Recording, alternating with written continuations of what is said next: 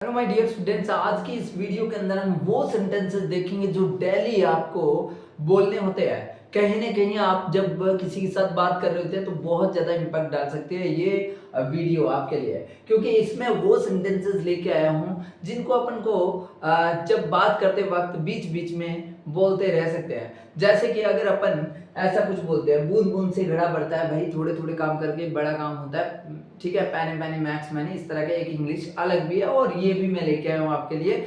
लेकिन ये भी अपने को बोलना, अपना अंदाज जो है सामने वाले को ये दिखा सकता है कि हाँ इंग्लिश आती है, लेकिन बोलता नहीं क्योंकि मुझे नहीं आती है, इस वजह से। तो एक्चुअल में अपना इंग्लिश का इम्पैक्ट डालने के लिए ये सबसे इंपॉर्टेंट वीडियो रहेगी आपके लिए। अब देखिए यहाँ पर ये मैं स्पेशली उन स्टूडेंट के लिए लेके आया हूँ तो स्टार्टिंग के बिगनर्स है, अभी शुरुआत कर रहे हैं। तो इसके लिए आप क्या कर सकते हैं, ज्यादा कुछ बोलने की जरूरत नहीं है। ये मात्र 20 सेंटेंस मैं अभी आपके सामने दे रहा हूँ और ये 20 सेंटेंस आप कर लो, बस आपका काम हो जाएगा। सामने वाले को ऐसा बिल्कुल नहीं लगेगा कि आपको इंग्लिश नहीं आती। You can speak well in English, so you will have to come here and try to speak these type of sentences. So please come. First sentence, many a little makes a miracle. Many a little makes a miracle. Many a little makes a miracle. क्या बोल दिया? Many a little makes a miracle. एक बार बोल के देखिए, many a little makes a miracle. बूंद बूंद से घड़ा भरता है। ठीक है, इसको और भी बोलते हैं पैनी पैनी, मैक्स मैनी। लेकिन चलिए वो छोड़िए, जो आपके सामने लिखा है वो देखिए, many a little makes a miracle. बूंद बूंद से घड़ा भरता है। और इसका और क्या मतलब होगा सर, ये कैसे होता है, मैकल क्या होता है और क्या होता है, वो आपको जानने की ज्यादा जरूरत नहीं है, क्योंकि आप ज्यादा कुछ जानने की कोशिश करोगे तो आप ये भूल जाएंगे। तो आप एक बार के लिए इसको मगब ही करना है भाई, सीधा रटना ही है, तो इसको रटना ही पड़ेगा, ताकि क्या है कि आपकी इंग्लिश को शुरुआत हो जाए। उसके बाद हम जान लेंगे कि एक्चुअल में इसके पीछे की रियलिटी क्या है।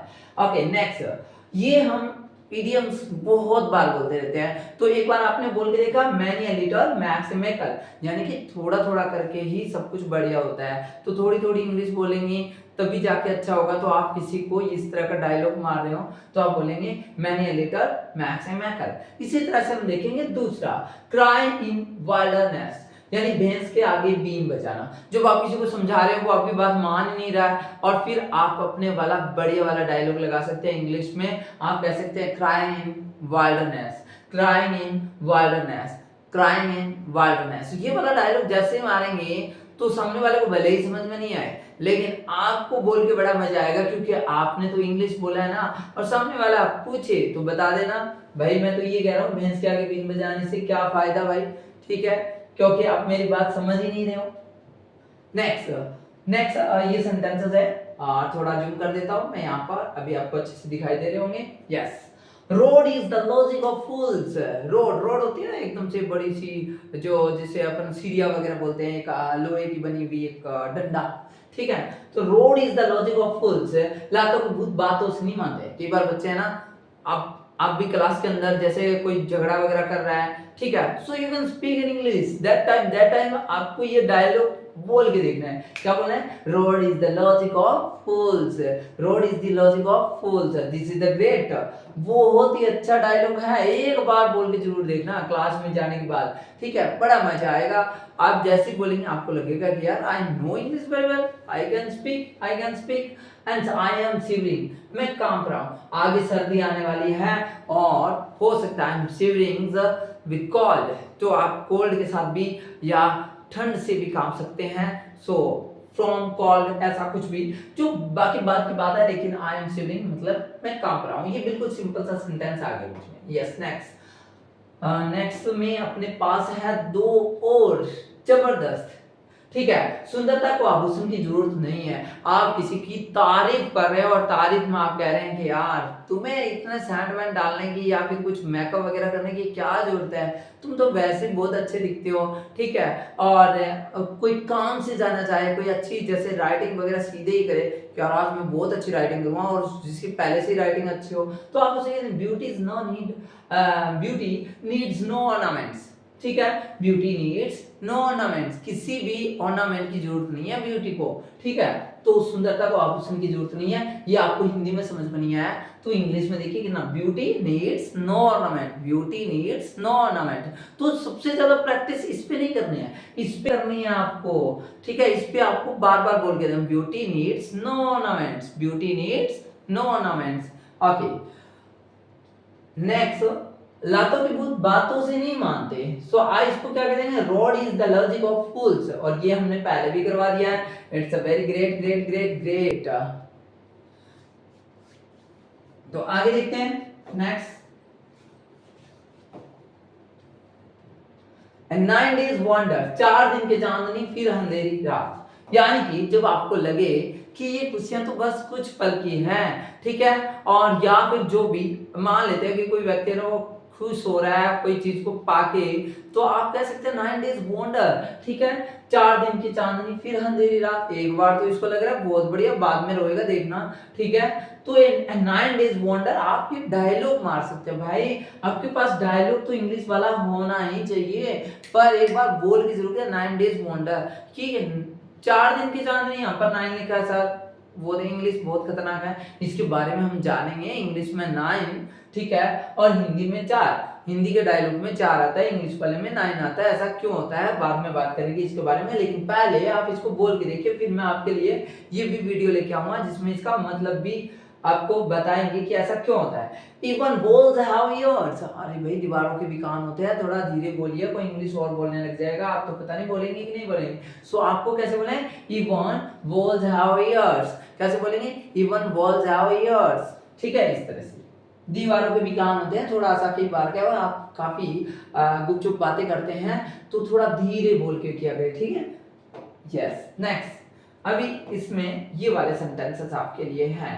A rolling stone gather no moss, a rolling stone gather no moss, धोबी का कुत्ता घर का न घाट का। यानी कि कोई बच्चा है क्लास के अंदर, आप जो है वो ठीक है, आप उसके साथ कुछ बातें शेयर करते हैं लेकिन वो किसी और को बता देता है, ठीक है, या फिर वो आपका भी पक्ष लेता है, दूसरा का भी, ठीक है, ले लेता है, यानी कि आपका भी नहीं रहता है, उसका भी नहीं रहता है। यानी कि धोबी का कुर्ता घर का न घाट का, इसका मतलब ये हो गया कि कोई व्यक्ति जो है वो अपनी बात से पलट जाता है, ठीक है। और धोबी का कुर्ता घर का न घाट का, इसको इंग्लिश में क्या बोलेंगे, rolling stone gather no moss, a rolling stone gather no moss, ठीक है। इसको एक बार बोलना आना चाहिए, ठीक है, कि ये तो किसी का भी नहीं है। अगर आपको किसी को कहना है कि नहीं नहीं ये किसी का हेल्प नहीं करता है, तो आप ये इंग्लिश वाला डायलॉग मारेंगे, क्या मारेंगे, rolling stone gather no moss, rolling stone gathers no moss, ठीक है। तो इस तरह का डायलॉग मारेंगे। Okay, love begets love, hate begets hate, love begets love, hate begets hate है। इसका मतलब प्यार के बदले प्यार मिलता है और नफरत के बदले नफरत मिलती है भाई, ठीक है। तो भाई प्यार से बात कीजिए सभी से, इसी वजह से जब भी आपके साथ कोई बदतमीजी से बात करे तो आपको ये वाला डायलॉग मारना है, love begets love, hate begets hate. So इस तरह से आप कहेंगे। अब देखना यह है कि कितने बच्चे जो है इनमें से डायलॉग जो है वो स्कूल के अंदर बोलते हैं और ऐसे प्रैक्टिस में रहते हैं, ताकि अच्छा लगेगा और हमारे भी नजर में आएगा कि हाँ बच्चे जो आपस में बात करते वक्त जो है वो इस तरह के डायलॉग इंग्लिश में मारते हैं। अगर थोड़ा थोड़ा इंग्लिश की अगर आपने शुरुआत कर दी तो बड़ी शुरुआत तो अपने आप ही हो जाएगी, क्योंकि आपने तो अभी अभी सीखा है ना, पैनी पैनी मैक्स मैनी वाला जो है, ठीक है, मैनी ए लिटल्स, क्या बताया था, मैनी ए लिटल्स। चलिए कमेंट सेक्शन में जरूर बताना कि ठीक है बूंद बूंद से गड़ा भरता है, इसको इंग्लिश में क्या कहते हैं, क्या कहते हैं।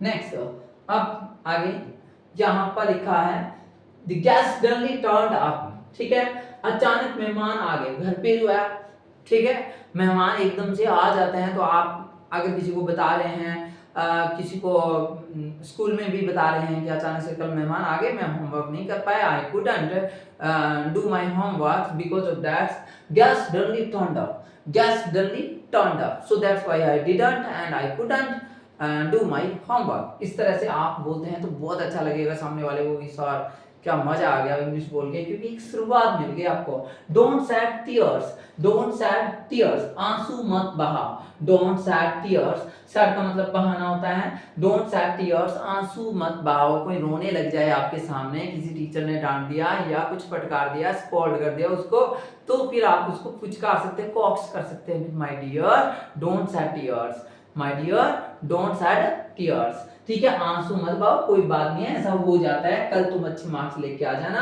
कल टीचर की डांट मत खाना। ठीक है, अब I am making you understand, मैं आपको समझा रहा हूं। ठीक है, अगर मैं इंग्लिश में ऐसे कहता हूं कि मैं आपको समझा रहा हूं, मैं आपको समझा रहा हूं। अगर आप बार बार बोलते हैं भाई मैं आपको समझा रहा हूं, मैं आपको डांट नहीं रहा हूं, मैं आपको समझा रहा हूं, मैं आपको समझाता हूं। अगर आपको बोले मैं आपको समझाता हूं, आई मेक यू अंडरस्टैंड, क्या बोलेंगे? I make you understand. क्या बोलेंगे? I make you understand. एक बार बोल के देखिए, आई मेक यू अंडरस्टैंड, मैं आपको समझाता हूं। एक मैं आपको समझा रहा हूं, I am making you understand, मैं आपको समझा रहा हूं, I am making you understand. तो यानी कि समझाना जो होता है, ठीक है, आप किसी को कहते हैं इसे समझाओ तो मैक हिम अंडरस्टैंड। लड़की है सामने, मैक हर अंडरस्टैंड। ठीक है, इन्हें समझाओ, make them understand. So you will how to try to speak make के बाद हर देम हिम, इस तरह से लगा के आप बोल सकते हैं। ठीक है, अरे रेखा को समझाओ, ठीक है, मैक रेखा अंडरस्टैंड। तो आपको इस तरह की इंग्लिश भी बोलनी आनी चाहिए, बहुत अच्छी बात है। Next, there is God in each and every house, घर घर में भगवान है। भाई ये वाला डायलॉग तो आप मार ही सकते हैं, बहुत बार आपको मौका मिल सकता है। ठीक है, हर घर में भगवान है, माता पिता को भगवान के रूप में आप देख सकते हैं। ठीक है, हर घर में भगवान है, तो आप कैसे कहेंगे? There is God in each and every house, there is God each and every house. It's a very nice, you can practice it, it's a very nice। हर घर में भगवान है। Next, God knows who made this, भगवान जाने ये किसने बनाया। कोई भी आपसे बोले ना who made this, कोई ऐसे कहे ये किसने किया, who did this, ऐसा कोई भी बच्चा बोलता है ये किसने बनाया, आप भी कह के देखना who did this, ये किसने किया, ये किसने बनाया, और ये किसने गिरा दिया, who fell this। ठीक है, यहाँ पर ये किसने गिराया। तो इस टाइप के जो भी सेंटेंसेस होते हैं, ठीक है, और तो जब आपको आंसर क्या देना है, जब आप नहीं जानते तो आप कहना है कि God knows who made this, God knows who did this, मुझे क्या पता भाई किसने क्या, भगवान जाने, ऐसा आप बोलते हैं। नेक्स्ट, हम आपके हैं कौन, बहुत ही प्यारा सेंटेंस है। जब भी आपसे कोई नाराज हो जाता है या फिर आप किसी से बात कर रहे हैं, आपको ऐसा लगे कि वो अपनापन नहीं दिखा रहा है, तो आप से कहना हम आपके हैं कौन, भाई आप तो हमारा साथ ही नहीं देते। Who am I to you, ठीक है, Who am I to you का मतलब हो गया हम आपके हैं कौन। ये डायलॉग भी आप लगा के देख सकते हैं। ये मैंने पहले भी करवाया, लेकिन आज मैंने फिर से इसको रिवाइज करवा दिया। तो पहले वीडियो आपने नहीं देखा तो आप देख लेना। ठीक है, इंग्लिश स्पोकन फॉर बिगिनर्स ऐसा लगा के मैंने एक प्लेलिस्ट बना दिया है, उसके अंदर आपको सारी वीडियो मिल जाएगी, और ये भी वीडियो उसके अंदर ऐड कर लीजिए। देखते हैं हम ये इतने सारे सेंटेंसेस कितने बच्चों को याद हो गए हैं। ठीक है, वो देखेंगे हम। I will come back in a couple of days, कि मैं वापस आऊंगा कुछ ही दिनों में। ठीक है, कपल ऑफ डे, मैं कुछ दिनों में वापस आऊंगा। कुछ दिन कितने भाई, कुछ दिन कितने, इसको बोलते हैं कपल ऑफ डेज। मैं कुछ दिनों में वापस आऊंगा, I will come back in a couple of days. तो कैसे बोलेंगे? I will come back in a couple of days. It's very nice. I will come after a while, मैं थोड़ी देर बाद आऊंगा। I will come after a while, I come after a while. थोड़ी देर बाद के लिए हम बोलते हैं आफ्टर ए व्हाइल। इस तरह के बहुत सारे सेंटेंसेस मैंने दिए हैं, इसको प्रैक्टिस करके आप देखेंगे, जिससे आपको हेल्प मिलेगी।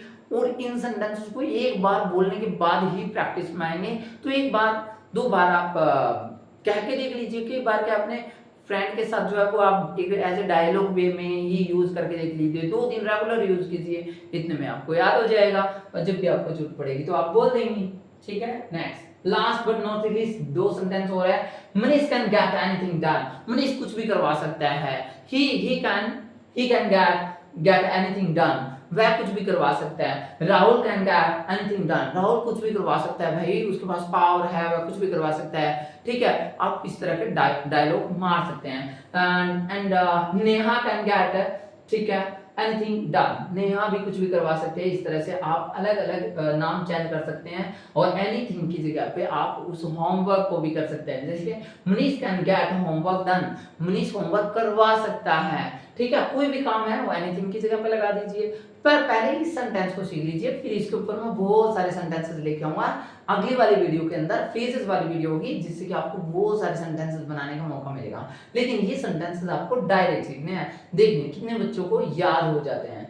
That sounds good, that sounds good, ठीक है, ये अच्छा रहेगा। अब कोई भी है ना सामने वाले का आपने बात सुनी और आपको लगा अरे वाह ये अच्छा रहेगा, तो इसको बोलते हैं दैट साउंड्स गुड, ये अच्छा रहेगा।